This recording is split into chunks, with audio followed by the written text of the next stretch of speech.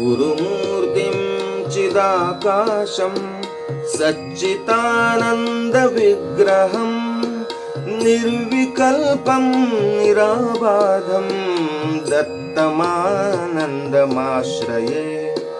योगातीतं गुणातीतं सर्वरक्षाकरं विभुं सर्वदुःखहरं देवं दत्तमानन्दमाश्रये।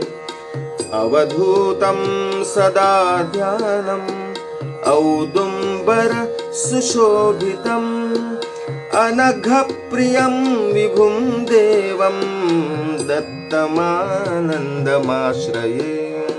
निराकारं निराभासं ब्रह्म विष्णु शिवात्मकं निर्गुणं निष्कलं शान्तं दत्तमानन्दमाश्रये।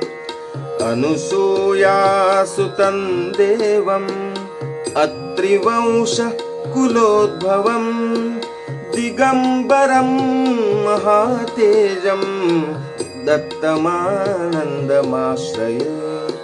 सह्याद्रिवासिनं दत्तम् आत्मज्ञानप्रदायकम् अखण्डमण्डलाकारं दत्तमानन्दमाश्रये।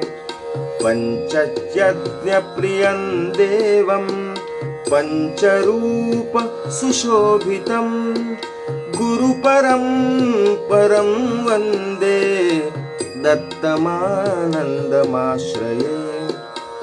एककालं द्विकालं वा त्रिकालय्यः पठेन्नरः दत्तानुग्रहफलं प्राप्तं दत्तमानन्दमाश्रये। दत्तमानन्दमाश्रये। दत्तमानन्दमाश्रये।